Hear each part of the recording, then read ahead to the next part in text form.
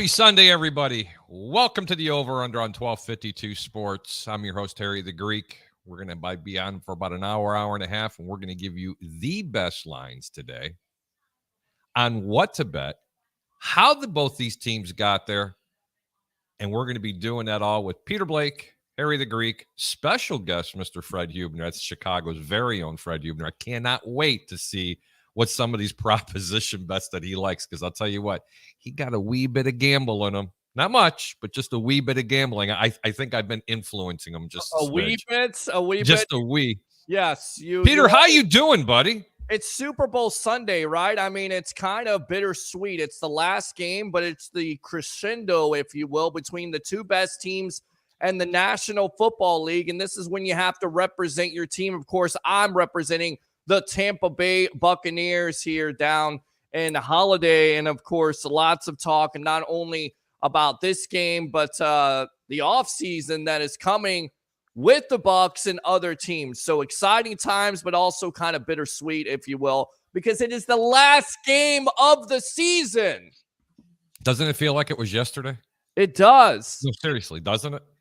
We always get to this point too, right? I mean, it starts in the off season. We build it up. You get to preseason, you get to regular season, and then bam, just like that, you're to Super Bowl 57 in Arizona. Anyway, before we bring our guest on, we're going to go ahead and tell you that we are taking open phone calls today. Okay, open phone lines. You can either dial 727-320-5866, or you could dial 727-255-0391. So both lines are going to be open. We're going to go ahead and take your calls. If you have a question for the Greek, Pete, or my man, Mr. Chicago's very own Fred Huebner, just sitting right there. We just said hello, Fred. It's Super Bowl Sunday. I'm doing great, man.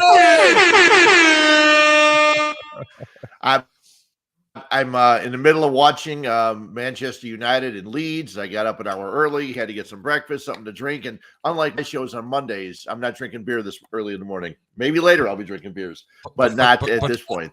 But Fred, you have a show called Hube's Views and Brews. It's I know. 4 o'clock somewhere, brother. Come on. I know. Well, you know what? There's a brewery in Downers Grove, and they had what they call their dark lager days. They had a black Pilsner, a black lager, and a Doppelbock, and I imbibed in those yesterday. So I'm good with the water until game time, I think. Well, who's winning the Man United game? No score. And 49th minute, early second half. And who are they playing today? Leeds. They're playing Leeds. I am I'm a huge Chelsea fan, by the way. Have you seen the money that they spent in the past couple of weeks? They always spend money. That's what that team has done for decades, is spend money. That's all they do. And everybody in the Premier League does. And that's why it's funny, because that's a league that everybody says is the top league in all of sports, the Premier League in soccer, over in England. And they just spend money like crazy. They're kind of like the New York Yankees, but every team spends as much as they can. And every year at the end of the year, usually 2 or 3 or 4 of the same 4 teams are always on top. Right now, I think 3 of the usual suspects are up there in Arsenal, Man City, Man United. Tottenham's not far. So yeah, it's always interesting. And now that I'm not working on a normal basis and I'm retired, except for the podcasts, I actually get to watch soccer early on a Saturday or Sunday morning. So I'm taking full advantage of it. And as you can tell, you constantly, Harry, could talk about how nice it is down in Florida. Today it's going to be a balmy upper 40s. You can tell the sun just shining down. So it feels like anybody that grows up in the Midwest, this is like a 55. This is a short sleeve shirt today. This is short. You're actually going out with a windbreaker, right? So there's no doubt. Yesterday I had a little zip up hoodie. That was it. Nothing else. I can't believe and for people down in Florida, because we do this podcast live on 1252 Sports in Chicago. You don't need an introduction up there, but people down here in Florida really don't know your credentials and how long you were in radio and talking on the sports phone. You remember the sports line from years ago where you got your break from. But for people that are down here in Florida, and believe me, there's a lot of people in the Midwest that tune into this show from down here. Please, I want you to tell people how you got started, where you worked, what you did. Let's just go through this for a few minutes, because I think it's really interesting, Fred. Yeah, I when I got out of high school, I knew that I never wanted to take math or science ever again. So I went to a broadcasting school. It was called the Midwestern School of Broadcasting. They taught you how to spin records. They taught you how to write commercials. they taught you how to do all the things you needed to do. And back then, there were no such thing as sliders on control boards. They were all dials. You turned them, and they 1 through 11, kind of like the Spinal Tap movie. Okay, so I did that, and then I got a job at Sports Phone, and Sports Phone was a company called Phone Programs, and they provided a service through Illinois Bell. And what the service was you dial up 976-1313, and what would happen is you'd get a 59-second recorded message of sports scores. And then during the week, we'd go every half hour. We'd give the latest sports news. We'd run quickie quizzes and things like that. So I worked there from 77 till 2000. By 2000, you had, ESPN. I mean, you had ESPN. You had the crawl at the bottom of the screen like we have here and all those things. And there was nowhere to go because the only all sports station in the country at that point was in New York, The Fan. That was it. WFAN. And you know what? And I remember when it started in 77 because I was a huge Bears fan. Uh-huh. And, and I was how old in 70s? I was 11 years old. I'm trying to date myself. I wasn't even born. I know. I understand that. But it was so cool because you would call up. I mean, and it used to have a phone number, Pete, that you could dial the phone number if you didn't know what time it was. Yes. Just to tell you at the tone, the time will be 10:13 p.m. Then they had the weather phone to tell you exactly what it was. And then when the sports phone came out, I don't know who thought of it, but awesome. They made a fortune, and it was awesome. And it wasn't just you that got your start with radio with that. There was many people that got their start through that. Yeah, Jeff Joniak, who's been the longtime announcer of the Chicago Bears. He was there out of Iowa State. Chris Madsen, who was the first play-by-play guy for the Anaheim Mighty Ducks back in the day. Brian Wheeler, who went to Loyola in Chicago and also became the longtime announcer for the Portland Trailblazers. Dave Wills, you guys know Dave Wills, longtime announcer for the Tampa Bay Rays. He was at Sports Phone. That's right. Yeah. Yep, he was over at Sports Phone. Lou Canellis, who does sports here on Fox 32. I mean, I could go on and on forever. David Schuster, George Hoffman. Yeah, it's amazing. Les Grobstein, who unfortunately passed away, he had a show with us here on 1252 for a while. Yeah, one of just a complete sports encyclopedia in that cranium of his, or in his car. Because if you ever saw his car, he had every media guide I think he ever had in his car at all times, I think, because he collected them all. And you always had to watch him. Is it true, Fred, that there wasn't a stat that man did not know? No, he was great. He was unbelievable. He was so amazing with that kind of stuff. He knew them all. I think I got him once because I asked him who played first, who was the credited with the final out on defense in the Joel Horland no-hitter in 1967. And it was a defensive substitution named Cotton Nash, like a 6'9" guy that came in for the last inning or two and played first base. And I think I got him on that one. But other than that, you could never catch him. He was always good. Just a great guy, really missed here in Chicago. Nice. I got to be honest, man. I used to, even from down here, up north in Chicago, I followed your career as well as Mike Norris and Schuster's and everybody else that you had mentioned. But even when I came down here, I had that thirst, and I've had DirecTV for I can't tell you how many years. I've had to pay for CSN, Comcast, down here through DirecTV to be able to get channel 665, to be able to watch, the post-game shows and really keep my ear to the ground. But then the wonderful world of the internet came out, bro. Yeah. I mean, huge. And then I was able to tune into the Score, and it was just awesome. As a matter of fact, I've actually called your show a couple of times and talked to you on the phone. And it's always been a pleasure, But I noticed. Go ahead. I'm wearing a Team Bongo. Everybody knows our buddy, our pal. I did post-game shows with Steve McMichael from the Chicago Bears for like 4 or 5 years, and now he is struggling with ALS. And Team Mongo is a big thing. They've got they actually, one of the places here, they actually have a big watch party, and all the proceeds going to Steve Mongo McMichael. His wife Misty is going to show up there, and I know Ric Flair stops by 3-4 times a year, stops by and sees Steve and things like that. So prayers going out to Steve Mongo McMichael. But when I left Sports Phone in 90, there were no sports stations, but the Score started in 92. I hooked on as a part-time producer, and you guys know what that kind of means. That means cutting up tape, answering phone calls, doing whatever the guys want you to do, running out and getting food if you need to. So I did that, and I progressed from that to an update guy. I was a reporter. Then I was a co-host, and then started hosting shows. I worked with Mike North for 4 years. I worked with Mike Murphy for 5 years doing morning drive. Yep, morning drive over on The Score.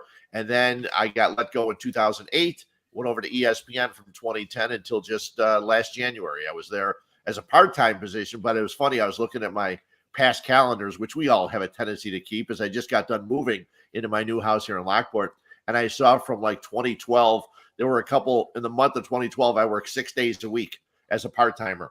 And the union was trying to, the station was trying to put one over on the union because the union wanted me to be full-time. And that was a whole story. But I was there until I retired, January 9th of 2022. So then, nice. because I gotta say, Fred, and I know quite a few people still up in the market up there, and people that were in the market and really haven't gotten that close with you. For people that don't know, Fred's late wife was my next door neighbor. Yeah, I mean, for years growing up. I mean, I could tell you stories, and I've only told you one, and I remember telling you that story. But Fred, it was the ups and downs in the careers of you and many other people up there, and I got to tell you, I'm watching you from down here, and it really seems like you're enjoying yourself now. Oh, and God, you're yes. not going through that. But I'll tell you what a loss for the people that wanted to listen to a post-game show. Yeah. When you were talking, the way you brought the fans on, you got them in and out. You gave everybody a chance. You gave everybody that platform. It was just a lot of fun. Yeah, And it just really was. Well, and you guys know this probably too. And Peter, I know, Tampa's had some good successes, but on post-game shows, nobody calls if a team wins. If a team loses, everybody will call. Because there's nothing to complain about when Tom Brady throws for 4 touchdowns and the Buccaneers win easily. It was the same with the Bears. But fortunately, here in Chicago, we didn't have to worry about the Bears winning all that often. So yeah, but they lost by just by a possession for like 7 or 8 games, that's right? What Pete? makes the best. Listen, that's what makes the best post games is when the team loses, because that's when you can really show your creative fire to the fans and kind of get their interaction. But you're exactly right. When they win, it's crickets out there. It really is, as my dog is barking in the background because I have no idea why. But you mentioned Steve Mongo McMichael, first announcer on Monday Night Raw, WCW, and Harry always makes fun of me about this. Oh, my God. We're not going wrestling. No, we are going wrestling. Oh, no. The guy Fred. Mongo was not only a talented announcer, but he was actually in the Four was. Horsemen with Ric Flair and everybody else. So he was talented. He was amazing in itself. And they actually had a real storyline there with his wife, Deborah McMichael, which didn't end up so well. But well, and it's funny because you bring it up, and we would do remotes with them, with Steve sometimes. We did pre-games one year. We did pre-game shows. So we did them. There were just as many wrestling fans at those remotes as there were football fans. There were wrestling fans who knew nothing about Steve's career as a football player. They loved him as a wrestler, and they loved him as part of the Four Horsemen. It was amazing. But they would come there. They just wanted to talk wrestling. They wanted to talk about Ric Flair and about all the wrestling stories and everything else like that, because hey, Steve didn't regret a day in his life. He enjoyed every single minute on the football field, off the football field, and and wrestling. And it's a shame to see him dealing with this illness. It's just a horrible disease.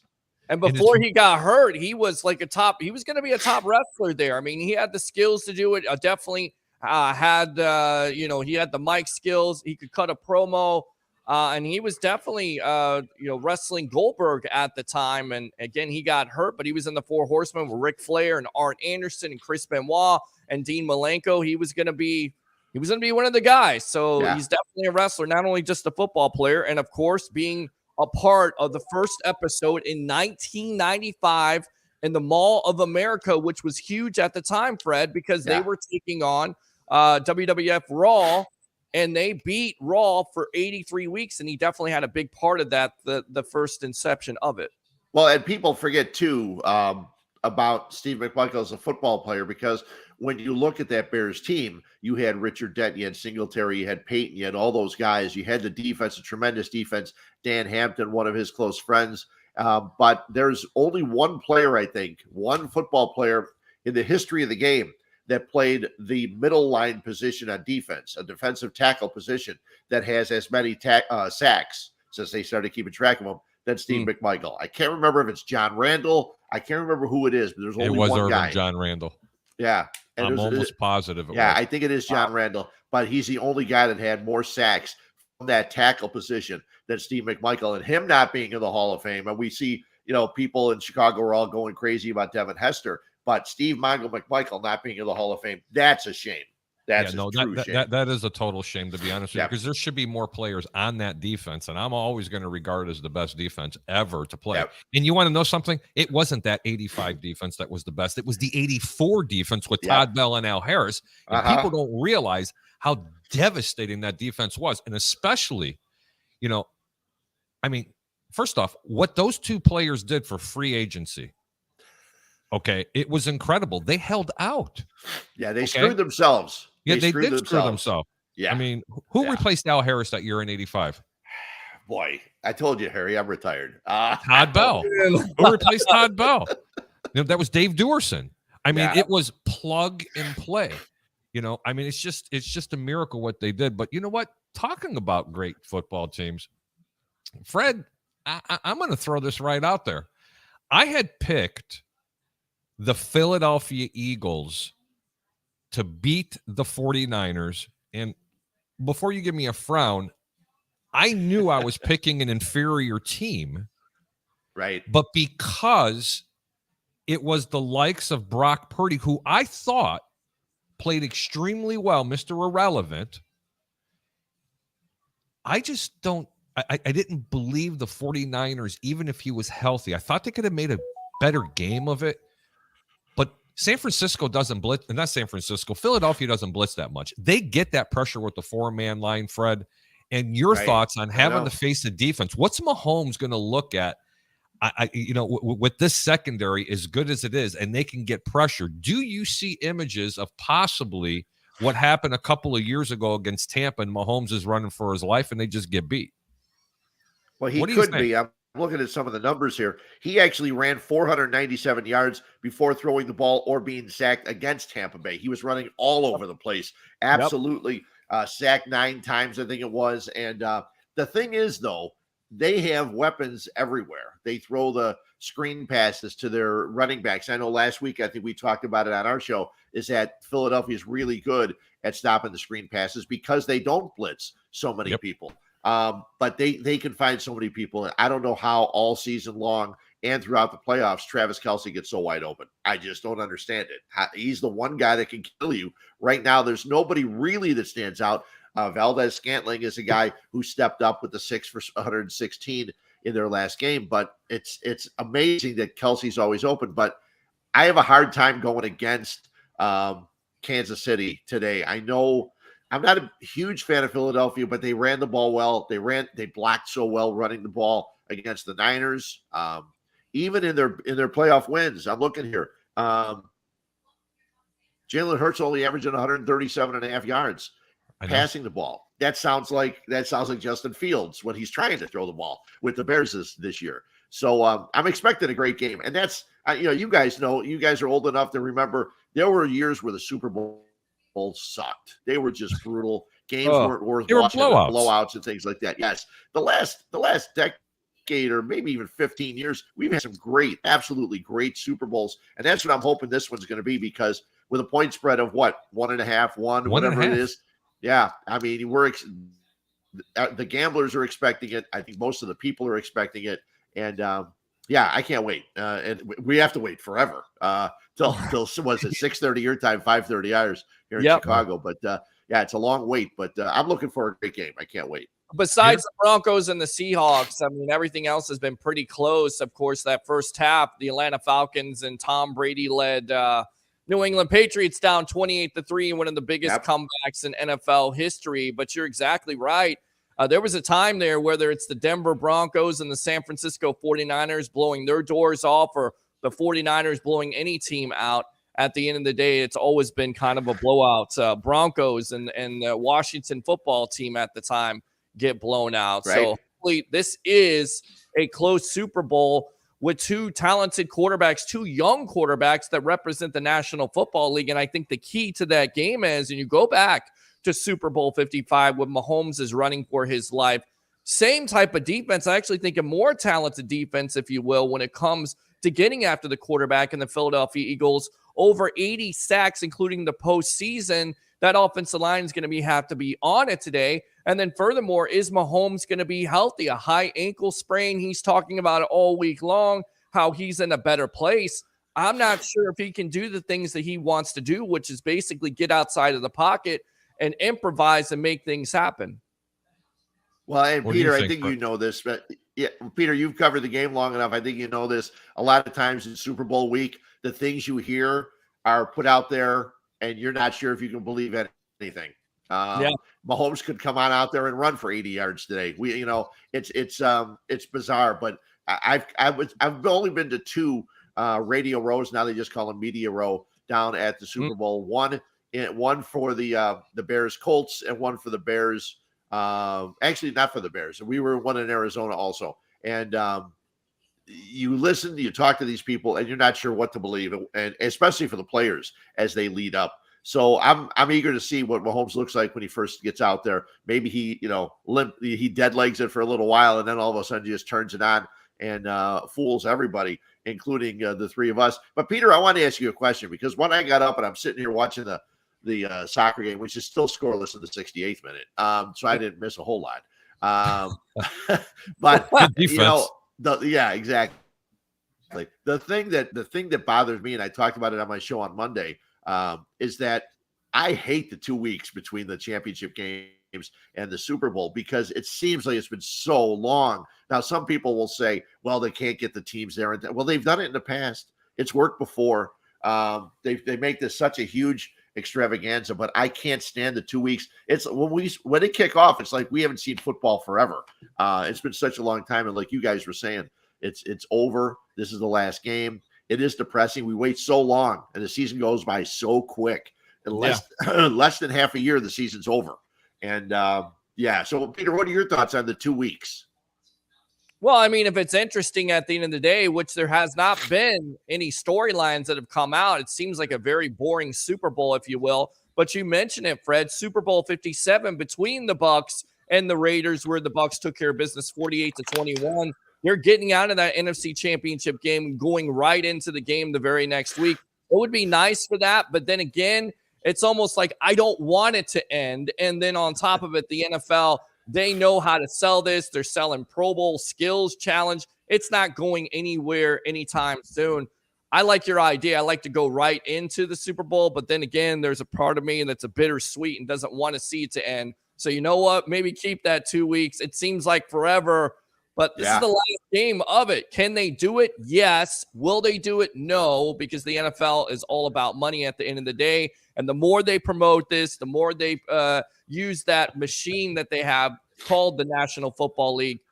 It's not going anywhere. It's not going anywhere anytime soon. Look, man, I gotta tell you, everybody knows that I'm an advocate for gambling in sports. I'm not an advocate, and I'm going to keep standing on my soapbox and keep preaching. There is no place for a sports book in any venue in the National Football League, Major League Baseball, basketball, hockey. They don't need to intertwine. They still need to stay in their respective places. Illinois has casinos.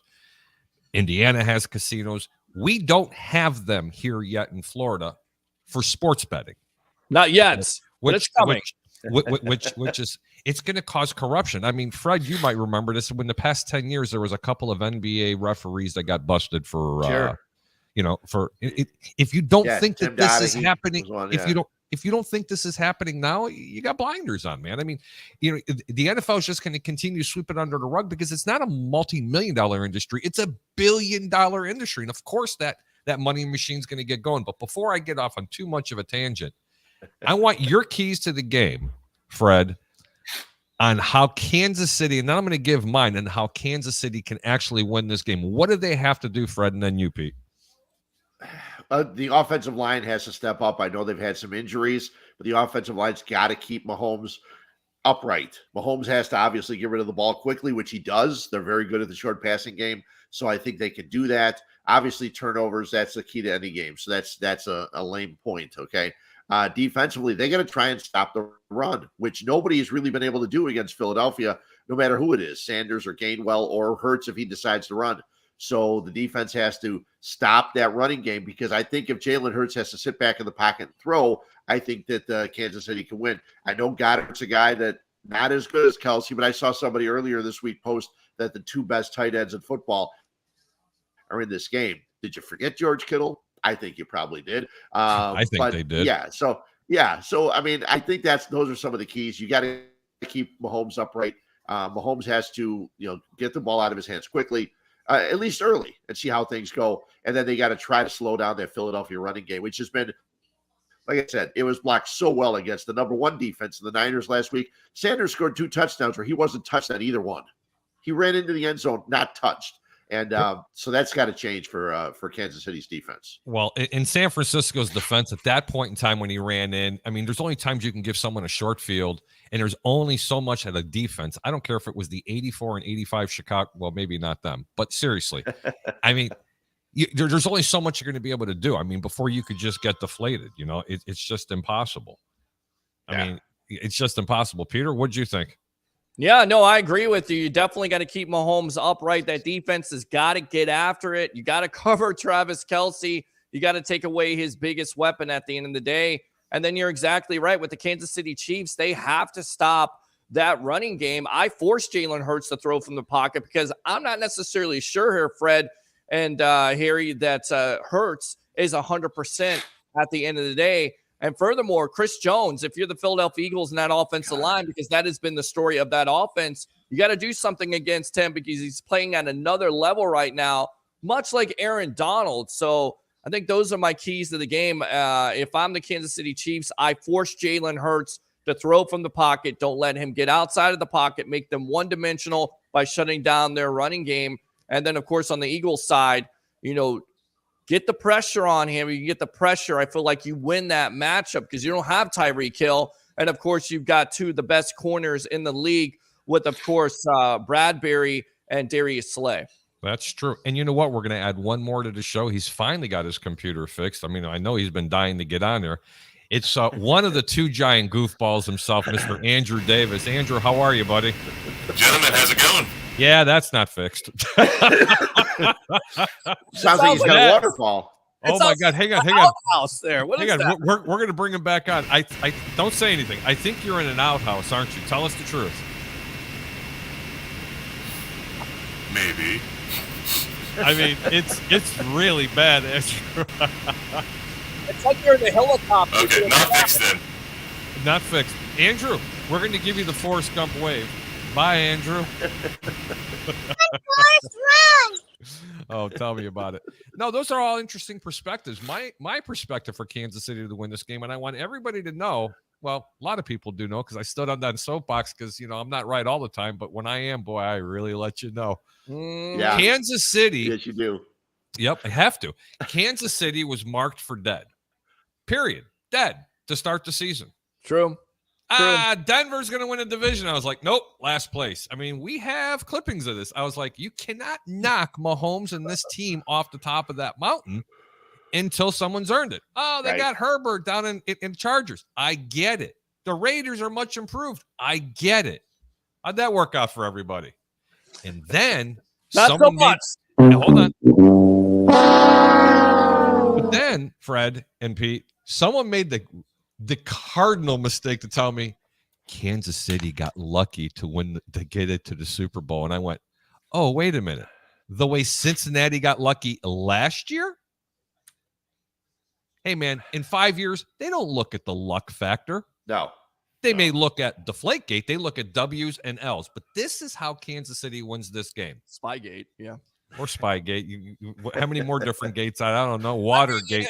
What did they do? Go to the walkthrough against the Rams. And, of course, the Rams at the time were one of the biggest favorites. And, of course, New England wins it. And you can have all the scandal you want to. But if you have some type of advantage, it's definitely going to help you. I mean, you would think, right, Fred?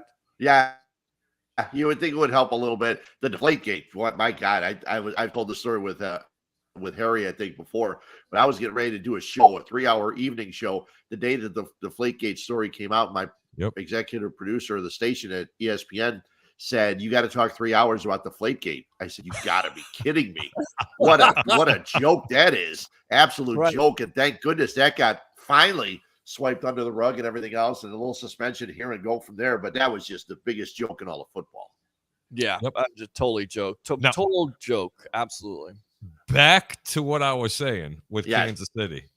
This is the keys to the game for Kansas City. And I still think they're going to have Tampa Bay Buccaneer-itis. They're going to want to throw the ball 50 and 60 times a game. And that's going to be a mistake against this defense because they're going to be able to get pressure with that four-man front.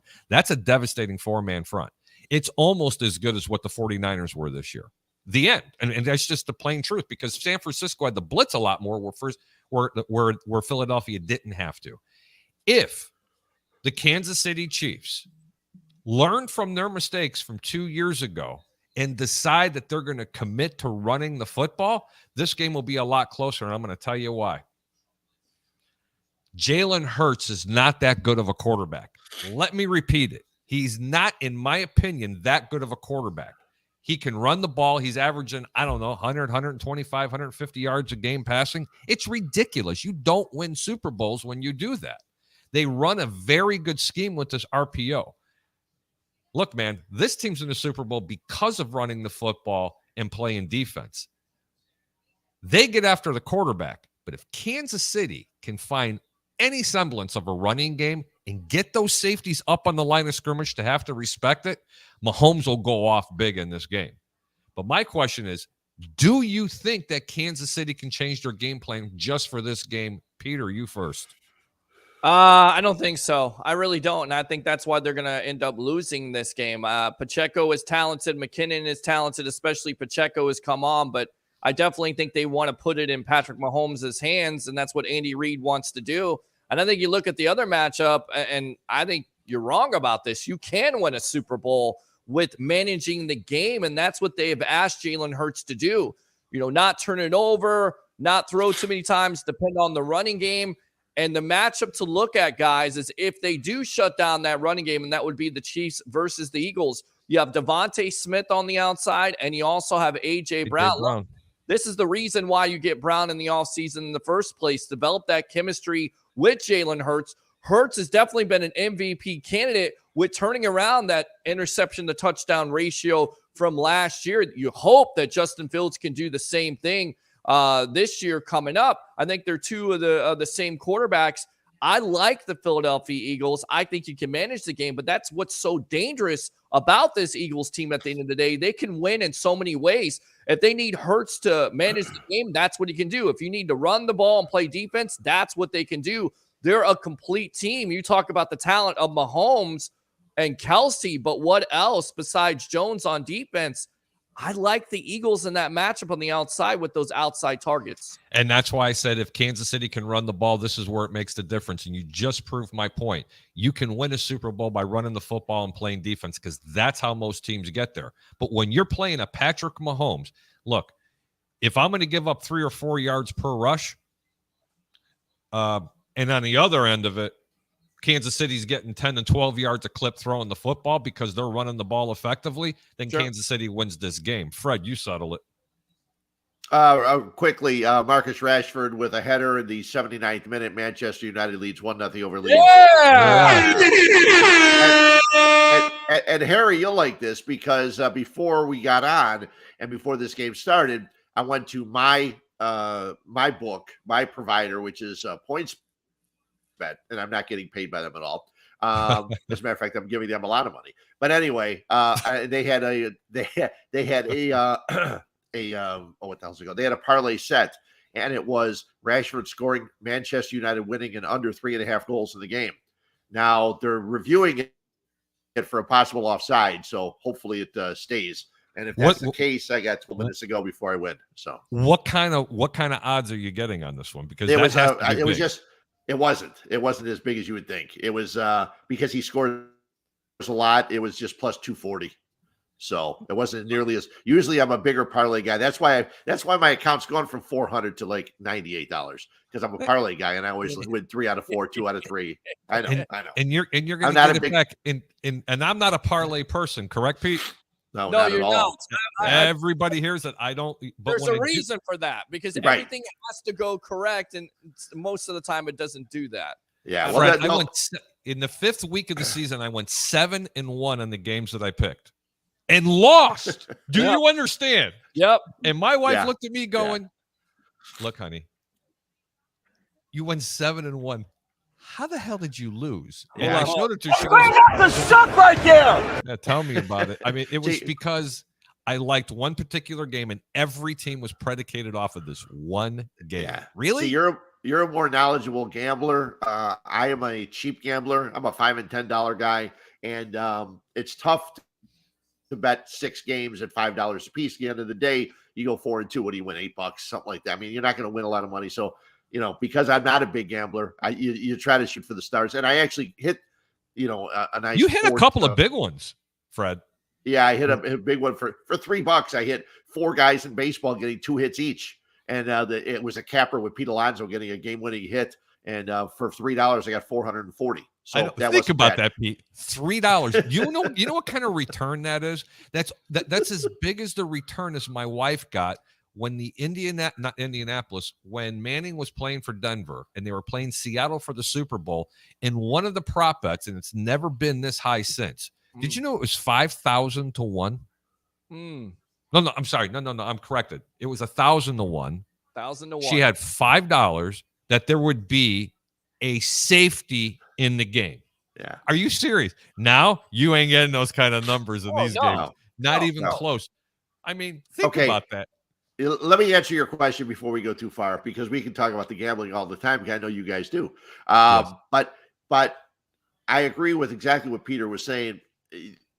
It would shock me. Fat Mike and I have talked about this all year long, that Kansas City has the running backs that could run the ball, but they just don't seem to use them. There are other teams that have the same situation throughout the NFL that have a decent running game. They don't use it because it's like, okay, well, this is the NFL. We've got to throw the ball. If Andy Reid and his coaching staff, Matt Nagy's there, maybe that won't work. With Andy Reid, I mean, if they think about it, running the football would be a great way to start the game, get into Philadelphia's defense, and then maybe change things up from there. But starting the game, running the ball would be a wonderful thing to see Kansas City do. I just don't know that that's something they'll plan to do for the Super Bowl. No, neither do I. Hey, we're going to get some of these comments. There's some pretty decent ones, but it's the tribal troll himself. Yep. Troy Polamalu says the Sports Web show. Troy says, No, it's not. Remember that you can dial the number at the bottom of your screen, and with just $1 a day, you can help feed Tampa Bay Ray a warm jelly sandwich and a warm cup of coffee. Roger Shoe says, morning, guys. Acknowledge me. By the way, Roger's a guy that's originally from Chicago. Troy says, someone's TikTok's notification keep ringing. This guy sucks. Tell me about it. Scott Thayer says, go Chiefs. Scott also says, sounds like he's talking into a fan. I think he was referring to Andrew. He was talking to Andrew Davis. Yeah. Troll says, hello, Andrew. Can you call us back once you're off the helicopter? How about them Bucks, baby? Chris says, I would play press man and double Kelsey because Mahomes threw 5 to 10 yards at a time. That sounds like what Tampa Bay did to him in that first go-around in the Super Bowl. Jeff Stassi from Chicago says, Hurts had a couple of games that were average. Philly's D is good. If KC wins, I feel it's all going to fall on Kelsey being MVP. Those are some great odds. That's a great comment. Troy Polamalu says, I think Ray's a big gambler. That's how he probably ended up in the streets.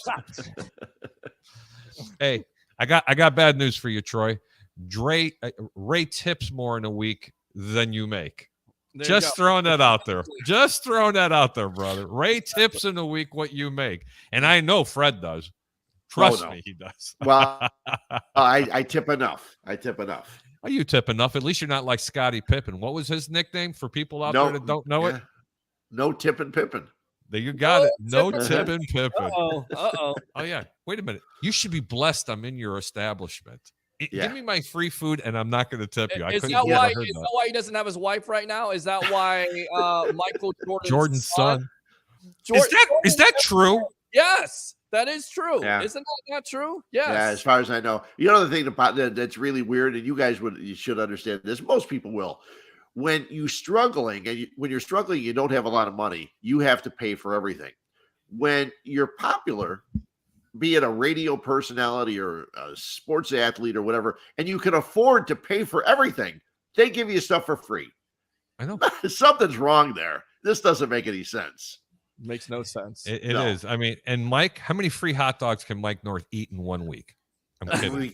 You know what, Mike and I, we had one of the greatest runs in sports radio. When we were done on Fridays, we would have a few drinks in his office at the station. Then we would go on over to Gibson's over on Rush Street, and we get the corner booth. So we were looking out on top of the corner table, looking out at everybody walking down Rush Street on a Friday. That's how we ended our week each and every week when I worked with Mike North. And I kept wanting to pay for the jumbo, and I mean jumbo shrimp cocktail. He would never let us pay for it, and but he would tip the valet $100. It's like Mike when Mike made money, he gave money, which was a wonderful thing. You don't see that with a lot of people. No, you don't. But you know what? No. For a lot of people that don't know it, I think Mike, and I don't know this to be true, and I think I read this years ago, was the first. How can I put it? He had like the biggest contract in radio at one time, didn't he? Maybe He was wasn't on sports radio at the time. It was for sports radio. I think he signed the largest contract. Well, he actually went to, I want to say it was Pittsburgh, where the guy that ran the station or the group of stations was living or working out of. And he sat in the office until he got a chance to talk to him. And his deal was, I think it was 5 years, 7.5 mil. Wow. So that's not bad. 5 years. What's that 1.5 1.5 a year? So I think BB's happy with that. she was very happy. Hey, did your goal was very stick or happy. no? Yes, it did. Well, and they scored another one. So now it's 2-0 with about 4 minutes and stoppage time to go. So 2-0 Manchester United. Is that a rocking chair bet? I got an avid. Is it what? Go ahead, Pete. Is that a rocking chair bet at that point, Harry and Fred? Is that what you call it? 2-0? Yeah, but you never say beat me from here. Fred, don't do it. Don't do it. No. Another comment. that's Gary fine. Ivick, huge Philly fan, says Eagles hired Vic Fangio to help prep the defense for the Super Bowl. If that's the case, that even makes him even more potent because Vic, he's never been known to have to send 8 people like a Buddy Ryan did to get after the quarterback. Wow. This Philly defense is something scary this year. Troy Polamalu says, Andrew, do you copy? Do you copy? Can you hear us, Roger? That's the suck right there.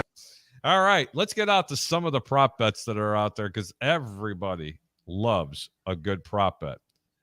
Fred, over or under 17,000 hot dogs consumed at the game? 17,000 hot dogs. I'm going 17. over. Yeah, because all that means is what 1/5 of the stadium has to have a hot dog. How many people they cram in there? Probably 78,000, right? Over or under 200,000 beers at the game? 200,000. That's a lot. I'm going under.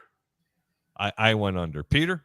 Yeah, I go under on that. But with the hot dogs, you go over. I mean, this is the national leading day to go to the bathroom. Of course, there's going to be more than 17,000 hot dogs. Have you looked at our society? They don't eat healthy. Come on.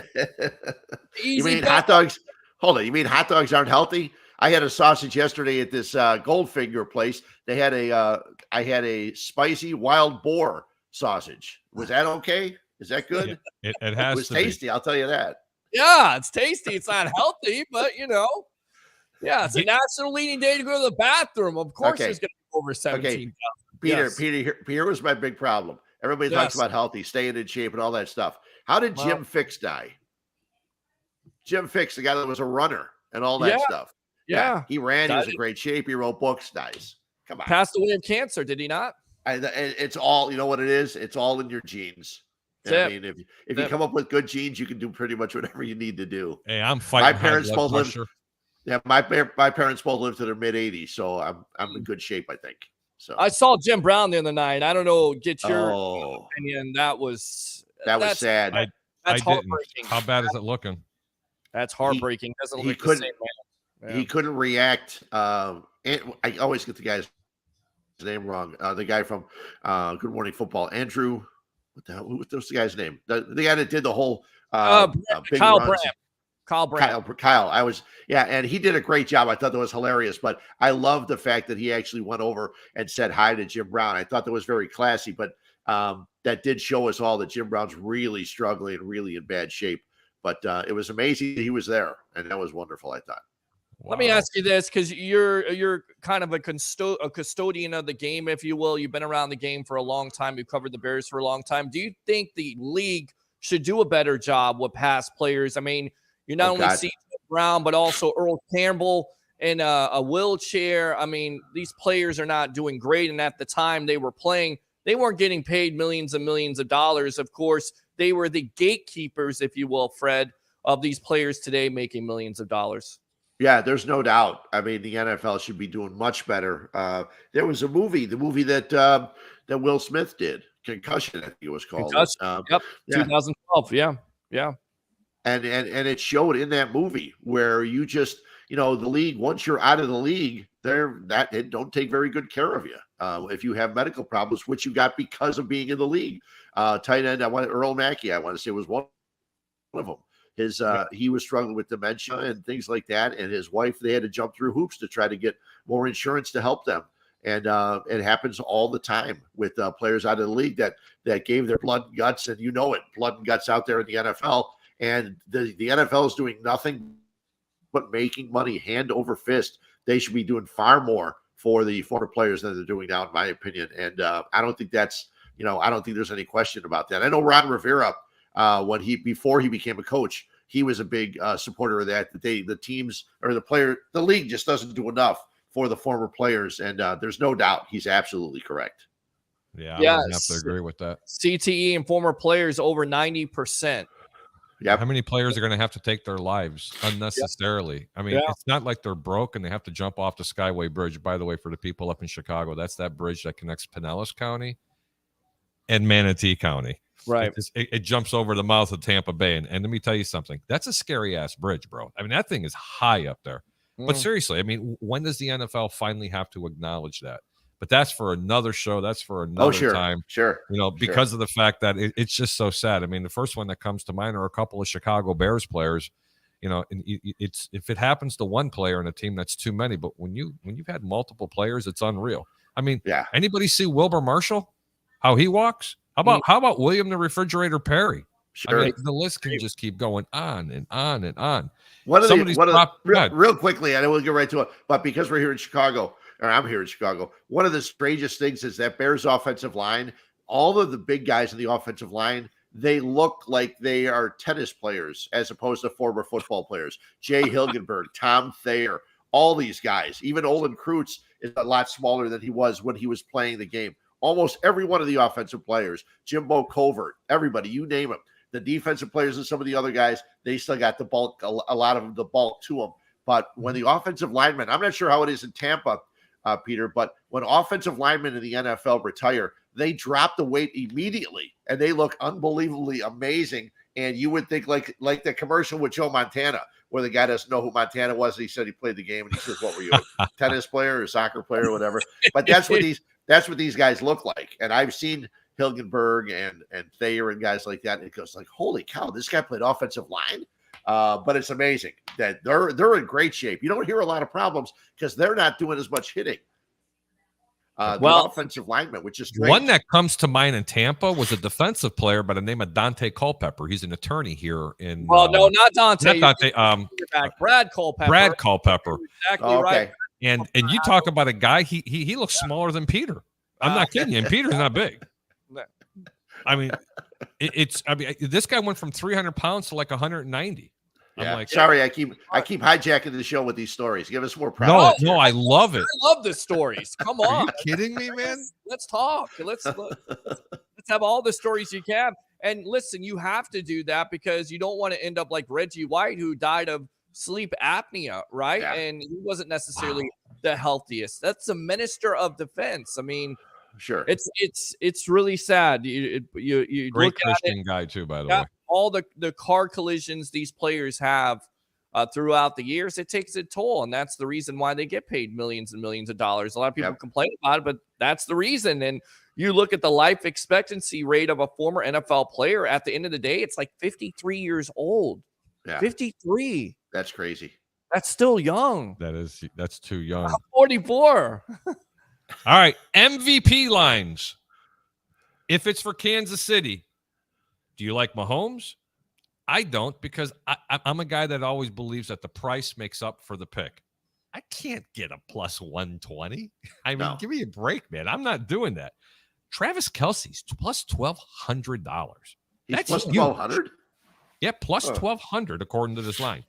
A.J. Brown for Philadelphia, plus 1,600. Miles Sanders, plus 2,200. Hassan Riddick, plus 3,000. Devonta Smith, plus 3,000. Chris Jones, 4,000. Isaiah Pacheco, 4,000.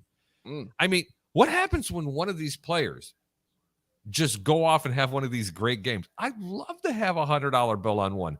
Here's my deep pick for Kansas City. If it's Kansas City, Travis Kelce plus 1,200. Philadelphia side, you ready? I like Devonta Smith plus 3,000. And I also like Miles Sanders, because anybody that doesn't like Miles Sanders after having that game, especially, it's all about that momentum, plus 2,200.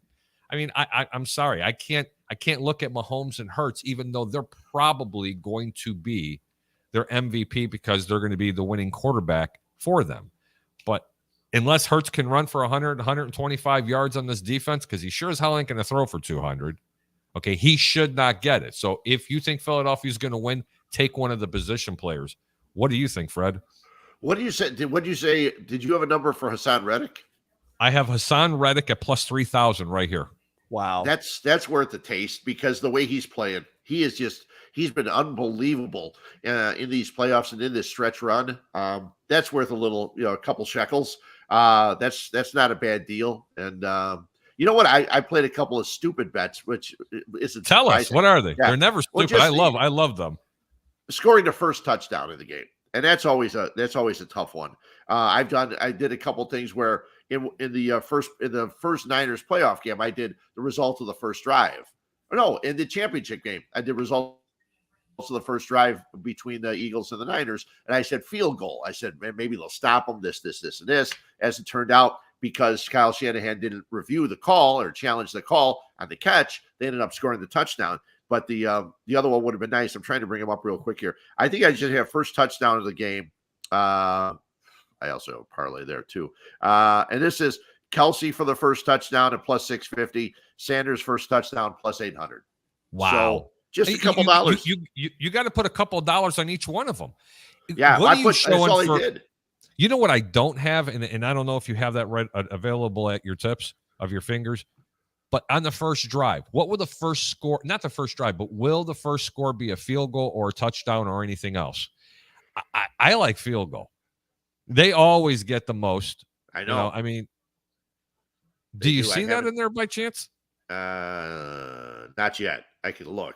But okay. Yeah, pick your own lines, first half, second half, third half. The novelty bets, passing game. It's amazing what they have for you. Usually on a game on a week, on a weekly game, you may have 5 or 6 different categories. Today they have officiating props. Yeah, penalties over under 10.5. Penalties accepted by the Eagles over under 5. But it's even money. It's not. Oh my God! It's not anything. Stand those. It drives me more nuts than that, Fred. I'm gonna have you keep reading. Yeah. It's like nails on a chalkboard. Please tell me. I mean, nobody out there bets. I mean, these are some sick people. If you bet the coin toss, if you bet the over under on the national anthem, even though I had someone listening to the national anthem when they were here in Tampa a couple of years ago, and we knew it was going to be under. Right. They didn't take my bet because I was from Tampa and I put a huge amount of money on it.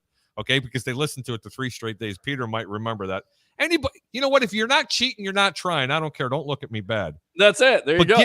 But please give me some of these other ridiculous proposition bets. I love these. Well, here's one. First penalty accepted. Holding at plus 2.25. False start at plus 300. And any other at 400 plus 400. So I mean, even pass interference would be included there.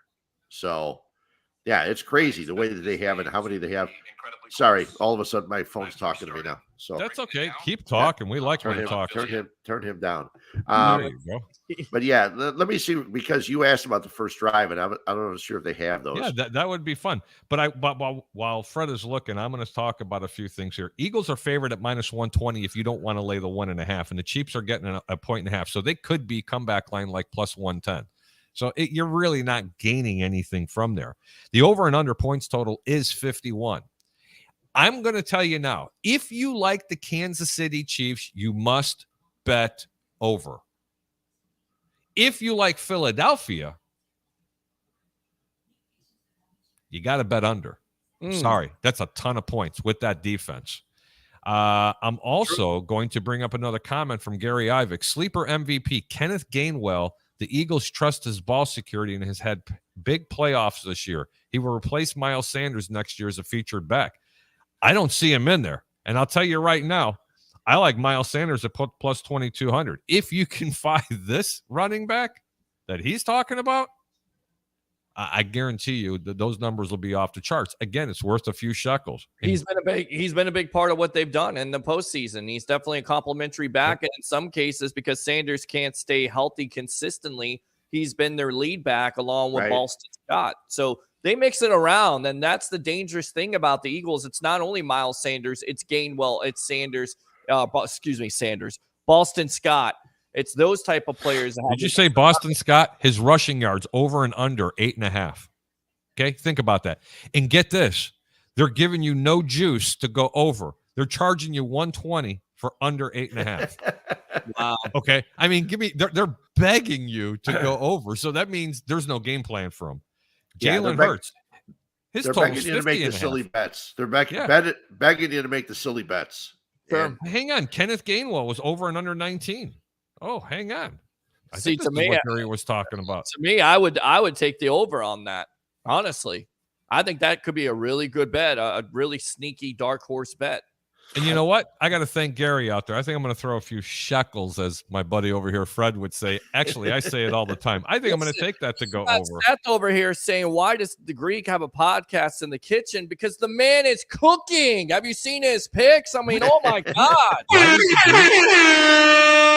Seth, where you been, brother? Let the man picking cook. over 70% against the spread that I'm giving out. I don't care if I was sitting in the bathroom. Tune into the show. Forget the kitchen. I know it's nice. I mean, it's not great, but it's my kitchen. Consequently, a lot of these people are going to be in the bathroom at halftime. Oh, yeah. Yeah. Here's the results of the first drive. Field goal attempt plus 350. Offensive touchdown plus 260. Punt plus 110. Any other plus 450. So, and what do you like for everyone so far? Jeez. I'd probably go plus 350 for the field goal attempt. I agree with you, what you said. Hello, that's my pick. So, yeah. Okay, if sickos out there want to bet the coin toss, bet the first score is going to be a field goal, because you know what? The butterflies are up. And you know what?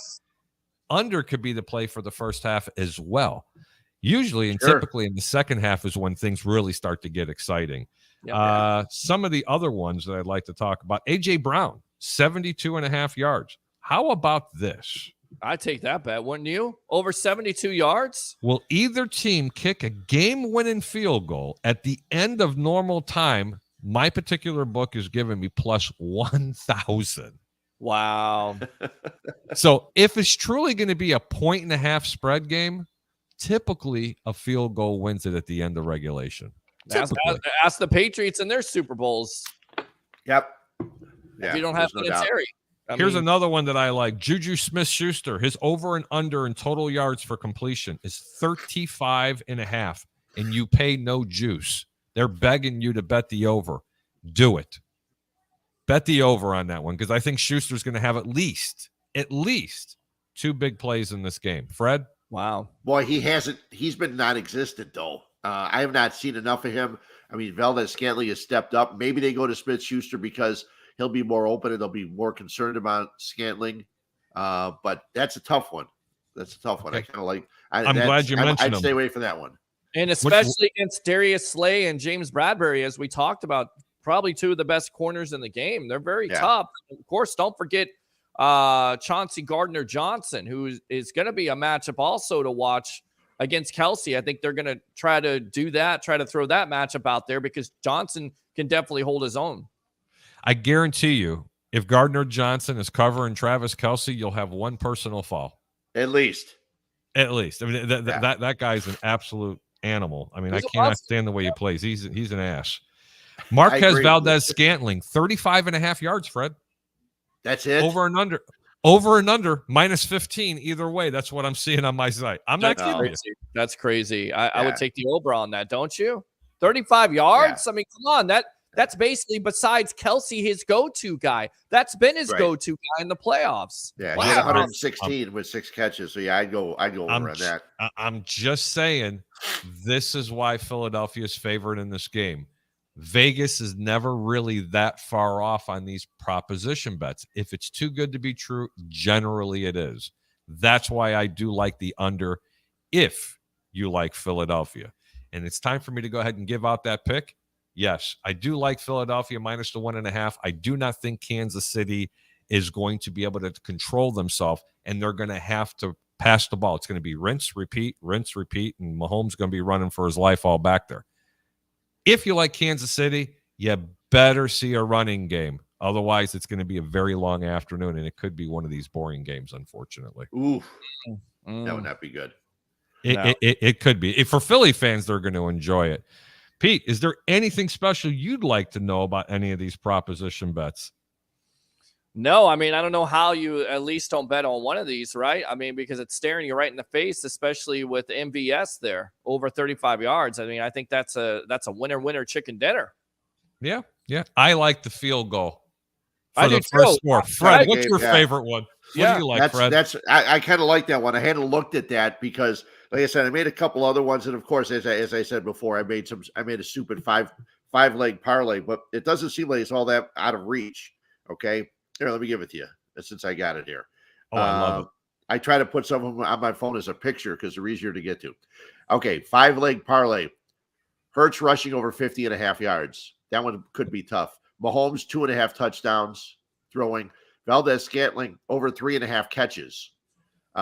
Anytime touchdown for Sanders, anytime touchdown for Goddard. And that's for $3, $153. That's cheap. Yeah, I mean, like I said, for $3. That's action. I like that. Those are the kind of things. Those are the kind of things I make. And then the other one is it's a Mahomes over 287.5 with a touchdown scored. So he's got to score a touchdown, run one in, which he can do. One of those things where he's close to the goal line, fakes, and runs one in. $3 for $33. So just a little couple simple things, but like I said, as the game gets closer, I'm sure I'll just throw a couple of dollars here and there because I did win the Manchester game, so that was here it is. Now you just have to parlay it right in there. Yeah, exactly. Get that it's found money. Yep. So Peter, who do you like? Pittsburgh, Jesus, Philly minus 1.5, over or under 51, or you like Kansas City getting the points? You know what? I was picking this in an over. I'm going Philly in the under, like you said, because of that defense getting after it. And I still don't think Patrick Mahomes is 100%. I get it. People are saying don't rule against him, but I just don't see him being 100%. Now, again, I feel like this Eagle defensive line will be the key to the game. If they can get after Mahomes, we see Mahomes as a different quarterback. I like Philly in the under. Fred Huebner. Well, I go the opposite of both of you. So I went Kansas City in the over. You've got the number 1 offense and the number 3 offense. I know Philadelphia's got the number 2 defense, but I think that they're going to be able to score. I think it's going to be up and down the field. I think that's what the NFL likes to see. Not that they're going to, make sure this game's a high-scoring game, but I just got a feeling it will. Hey, we could be wrong. We could all be wrong. Yeah, that's what I'm going to go Kansas City and the over.